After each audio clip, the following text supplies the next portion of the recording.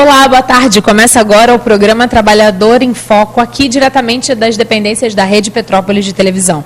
No programa de hoje, a gente vai conversar com a Jussara Portilho. Para nós, aqui do programa, e também para o movimento sindical, para os sindicatos, a Jo Portilho.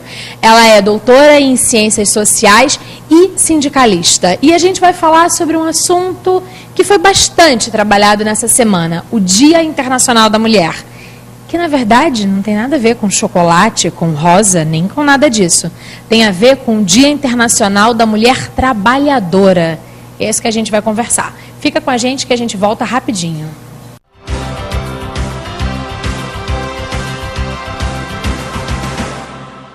A Associação Petropolitana dos Pacientes Oncológicos, a PPO, proporciona suporte aos pacientes antes, durante e após o tratamento de câncer. Através da Casa de Apoio, oferece hospedagem, alimentação, atividades de lazer e amparo emocional. Ajude doando para o bazar, sendo voluntário, atendendo o nosso telemarketing ativo e depositando qualquer quantia na conta da PPO. Faça-nos uma visita, conheça o projeto e ajude a dar mais qualidade de vida aos pacientes.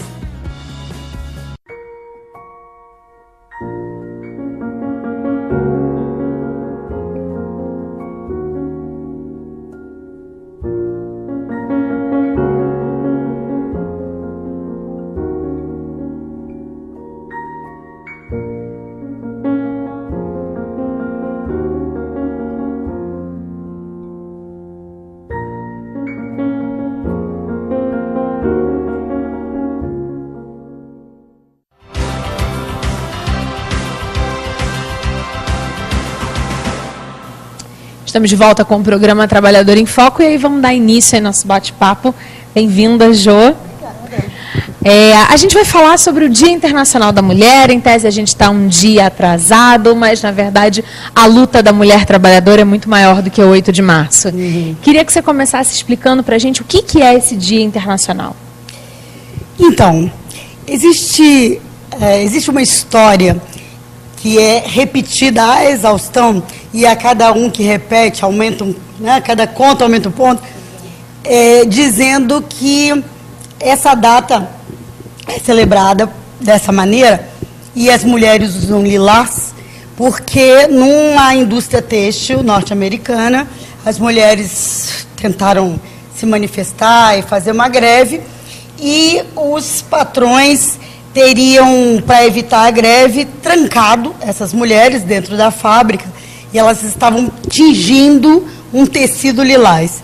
E por um motivo qualquer, em alguns casos dizem que foi um curto-circuito, e outros que os próprios empresários, donos da fábrica, puseram fogo na fábrica e queimaram as mulheres vivas. Na verdade, isso é um misto de várias histórias e vários mitos que mostram a mulher absolutamente vitimizada, trancada, morta. Então, você não se manifeste para você não morrer igual. Então, a ideia de que a gente tem dessa primeira história é para tentar inibir qualquer possibilidade de luta por direitos. Olha, o mito serve para quem conta o mito. Então, se do tom que você põe em cada um dos detalhes, você mostra ou uma mulher vitimizada ou uma mulher que estava realmente lutando por seus direitos, né? Ou você conta de um capitalismo que realmente estava crescendo, ou você conta de um capitalismo absurdo, de um empresário que poria fogo na própria fábrica só de crueldade com as mulheres, coitadinhas, tão vítimas. Então, eu acho que esse discurso, ele não nos ajuda. Ele ajuda na vitimização que ficou durante muitos anos, fazendo com que a imagem da mulher frágil, delicada, que precisa do homem para protegê-la, fosse muito mais vinculada, né, com a questão do feminino, certo, do que você dizer assim, não, a história não foi essa. Em 1917, as mulheres trabalhadoras, operárias, estavam reivindicando seus direitos, estavam pela tampa, né? E foram para a Rússia, na Rússia foram para as ruas, tomaram as ruas e puseram um clima que já vinha acontecendo em relação à Revolução Russa, um clima entre os trabalhadores, entre os campesinos, para a Revolução Russa, que vamos fazer agora há 100 anos. Na verdade, a greve das mulheres foi um estopim. Não foram elas que iniciaram a greve, mas elas fizeram um movimento nas ruas, naquele momento em que já estava pela tampa, todo mundo já estava pela tampa. Vamos mudar essa forma, né, de governo, porque a gente está sendo oprimido. Então, tem um destaque aí que é muito diferente do primeiro. Aí você está vendo as mulheres ocupando seu lugar na história, indo para cima, sendo protagonistas. Essa imagem não é favorável para vender perfume. Essa imagem não é favorável para vender maquiagem, batom, chocolate, flores. Não que a gente não goste, não. E não que a gente não mereça, e não que a gente não queira, mas a verdade é a distorção. Ela é útil para quem? Pois é, ela é útil para o mercado, né? Para a lógica do mercado. Em tempos de Guerra Fria, né? Onde você opõe o capitalismo ao comunismo, você tem que pintar uma situação onde a mulher realmente é frágil, mas tem quem a proteja, né? Tem uma sociedade que a proteja, e no movimento comunista, onde as mulheres têm que lutar lado a lado com os homens.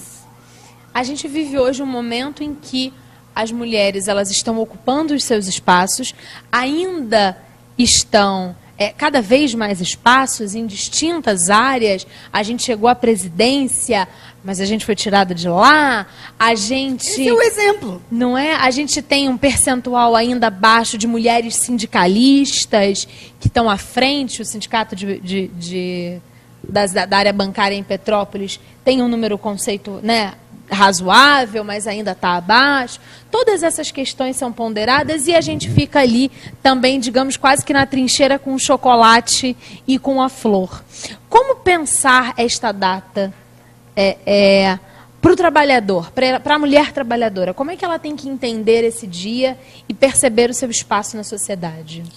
Se você pensar bem, a mulher que fica em casa e toma conta da família é uma mulher trabalhadora, ela só não é remunerada. Ela trabalha muito, só não é remunerada. A mulher é, em si, uma potência de trabalho. Certo. Então, quando a gente fala o dia 8 de março, é o Dia Internacional da Mulher Trabalhadora. Da mulher que tem todo esse potencial e ela pode trabalhar fora ou não, de acordo com o desejo dela. Ela vai ficar muito feliz de ganhar bombons e flores todos os dias do ano.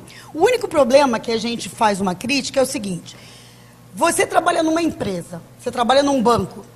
Os bancos a gente conhece como é que funciona, né? Demitir funcionário significa ter mais lucro. E, na maioria das vezes, as bancárias é que são as primeiras a serem demitidas com qualquer rumor de crise financeira. Então, o que a gente diz é que as trabalhadoras ganham espinhos ao longo do ano todo. A gente é exigido uma aparência muito bonita para conquistar, né, o cliente. Nós também temos que estar dentro de um padrão de mercado, nós temos que falar inglês, nós temos que fazer pós-graduação, uma série de exigências o ano inteiro. E um dia a gente recebe uma flor. Então, é claro que a gente gosta da flor, gosta do bombom, mas o que a gente quer é uma igualdade de oportunidades na sociedade, no local de trabalho, na política, e uma oportunidade que seja real, né? Então, não adianta a gente eleger uma presidenta e depois dar um golpe nela. É isso que nós mulheres reclamamos. Nós queremos oportunidades iguais de demonstrar o nosso valor como cidadã, como ser social que nós somos. É claro que a gente reconhece que há diferenças entre homens e mulheres. Certo. Ainda bem, né? Há diferenças, inclusive, entre mulheres, né? o meu olho é mais assim, o seu nariz é mais assado. Sim. Diferenças são maravilhosas. E a gente se relacionar com as diferenças é ótimo, com todo respeito. Mas o que não pode é, um homem tem direito a ascender na carreira, chegar à diretoria de uma empresa, enquanto as mulheres que entram no emprego no mesmo período que ele, vão ficar estacionadas em um determinado grau da hierarquia profissional e vão ganhar, em média, 30% a menos, em média, do que os outros trabalhadores, colegas dela, do sexo masculino. Essa diferença que nós somos contra. Essa desigualdade que nós somos contra, isso que nos incomoda enquanto mulheres. E aí, na sua fala, você falou que, de forma geral, em qualquer rumor de crise, as primeiras a serem demitidas, as demissões, cortam as nossas cabeças femininas. Eu queria entender um pouquinho melhor isso, ou melhor, eu queria que o nosso telespectador lá de casa entendesse um pouco melhor disso. O que leva um empresário a cortar a mão de obra feminina em detrimento da masculina? Que sociedade é essa? Que princípios são esses que fazem a gente conviver com essa realidade? Olha, o capitalismo, ele não inventou o patriarcado, a sociedade onde o centro do mundo é o homem. Certo. Não foi isso que o capitalismo inventou, mas o capitalismo tira um proveito disso impressionante. Ele sabe usar. O capitalismo, ele diferencia as pessoas nas suas capacidades para que haja sempre alguém disponível para trabalhar por um preço mais barato. Então, no caso das mulheres, que o patriarcado justifica culturalmente a gente ficar em casa, cuidando dos filhos, ao longo de décadas, né, séculos, que está mudando a cada dia mais, ele tem uma quebra, no caso do Brasil, principalmente a partir da década de 70, uma quebra forte, que é quando as empresas começam a usar os grandes computadores, né, o processamento de dados, e que é necessário uma mão de obra, uma quantidade grande de mão de obra para fazer a digitação. As mulheres, então, entram no mercado de trabalho nessa área em grande quantidade. Mas nós já tínhamos, desde o início do século, várias fábricas operárias. É só você pegar as fotos, né, das cidades. Sim. Com fábricas. Aqui em Petrópolis tem uma foto da fábrica com os trabalhadores, é só você ver a quantidade de mulheres. Onde são, que tipo de trabalho elas fazem? Então, na década de 70, quando elas entram no mercado da informática, elas entram digitando dados, que é um trabalho repetitivo, que provoca doença profissional, lesão por esforço repetitivo. Sim. Mas elas podem trabalhar apenas 6 horas. E a justificativa é, assim a mulher pode continuar cuidando dos filhos e trabalhar 6 horas. No início do século, as trabalhadoras trabalhavam nas fábricas com uma jornada não limitada organizadamente.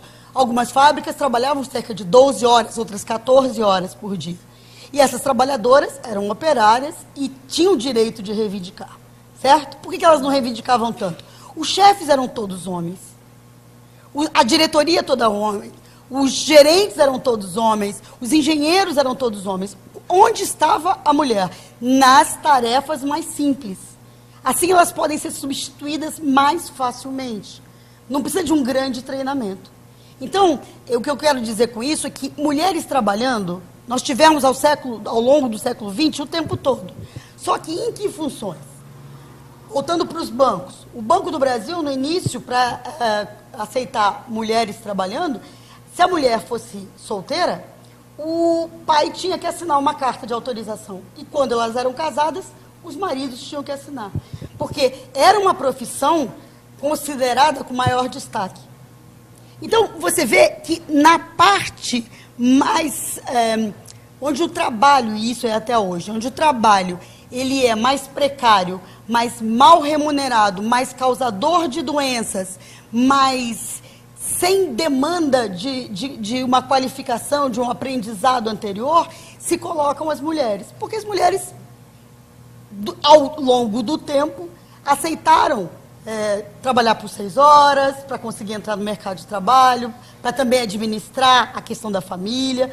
Elas foram aceitando e foram mudando também suas cabeças. E o que nós vemos hoje, atualmente, são os reflexos ainda dessa questão. Sim, porque o patriarcado não acabou, ao contrário. Pelo contrário. Embora a gente tenha lutado muito, e não paramos de lutar. O 8 de março é o momento onde as manifestações estão especialmente lutando contra essa forma de organização social do patriarcado, né, a exploração capitalista com as trabalhadoras, pedindo que seja da consciência geral da sociedade a igualdade de oportunidade na sociedade, no local de trabalho, na família, e que todas tenhamos direito de um trabalho digno e com dignidade de remuneração. A gente vai fazer um breve intervalo, volta no próximo bloco, dando continuidade ao nosso bate-papo a respeito do Dia Internacional da Mulher Trabalhadora, mas também a respeito da necessidade de igualdade. Fica com a gente.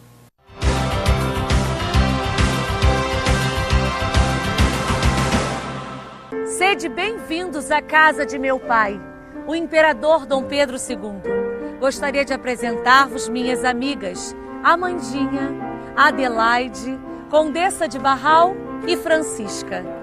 Venha conhecer nossos jardins e participar de um sarau imperial.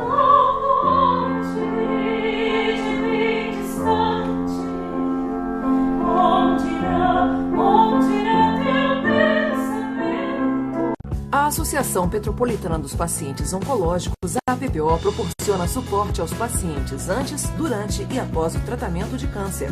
Através da Casa de Apoio, oferece hospedagem, alimentação, atividades de lazer e amparo emocional. Ajude doando para o bazar, sendo voluntário, atendendo o nosso telemarketing ativo e depositando qualquer quantia na conta da APPO. Faça-nos uma visita, conheça o projeto e ajude a dar mais qualidade de vida aos pacientes.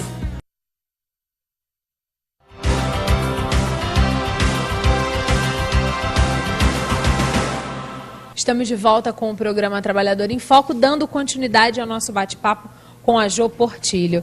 Jo, a gente está falando de igualdade, a gente está falando da necessidade de direitos iguais e tal, e a gente está vivendo agora um momento de incerteza, de dúvida e até um tanto quanto de terrorismo a respeito dessa questão da reforma previdenciária. Queria que você falasse um pouquinho da reforma previdenciária no ponto de vista da mulher. Como é que é essa situação? Bom, primeiro eu queria deixar claro que a reforma da Previdência, no modelo que está sendo colocado em votação, né, no Congresso em Brasília, e está sendo veiculado uma série de comerciais, né, com um jeito meio didático, tentando explicar para o trabalhador por que está tendo crise, né, que ela é insustentável nas condições atuais e que precisa fazer uma reforma para que ela continue sendo sustentável. Para garantir a aposentadoria dos seus filhos, teremos que fazer uma reforma agora. Esse é o discurso do governo. Certo. Primeira coisa, nós do movimento sindical não temos a menor dúvida sobre isso.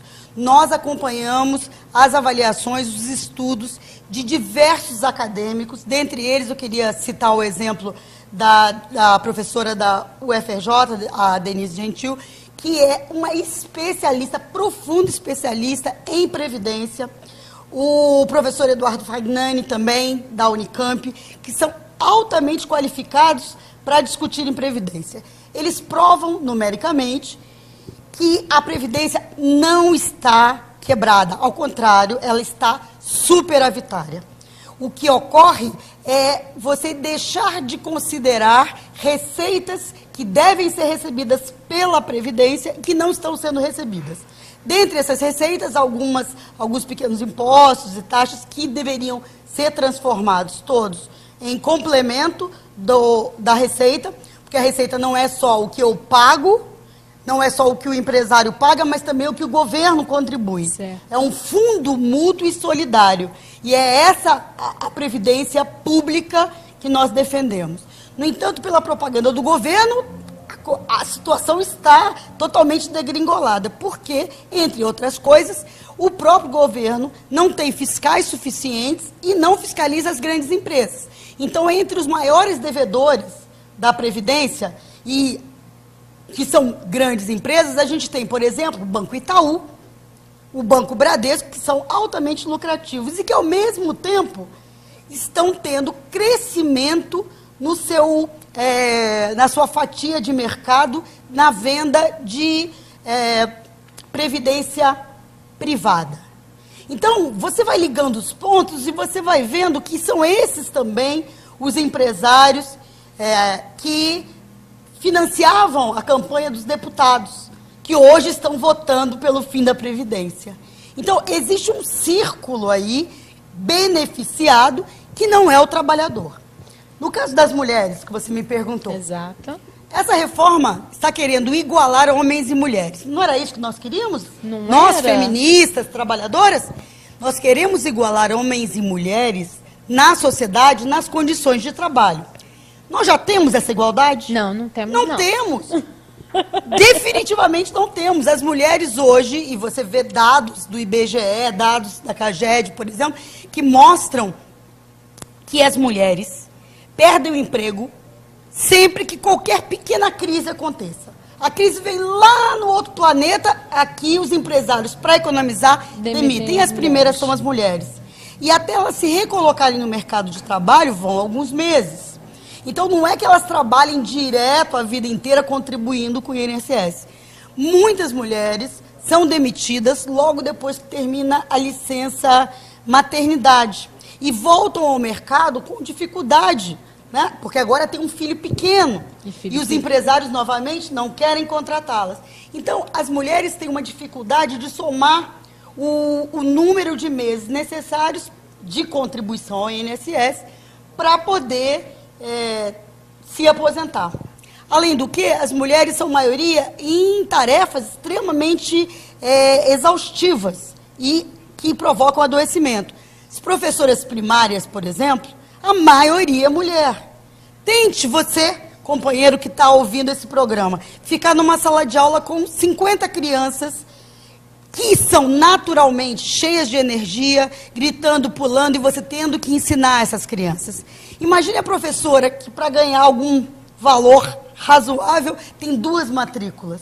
Imagine também a trabalhadora rural, que agora eles estão querendo unificar todo mundo no mesmo pacote. Como você pode querer que um trabalhador e uma trabalhadora rurais, que trabalham no sol, na intempérie, na chuva, consigam trabalhar o mesmo número, né, de anos para contribuição da Previdência? Então, são diferenças muito grandes.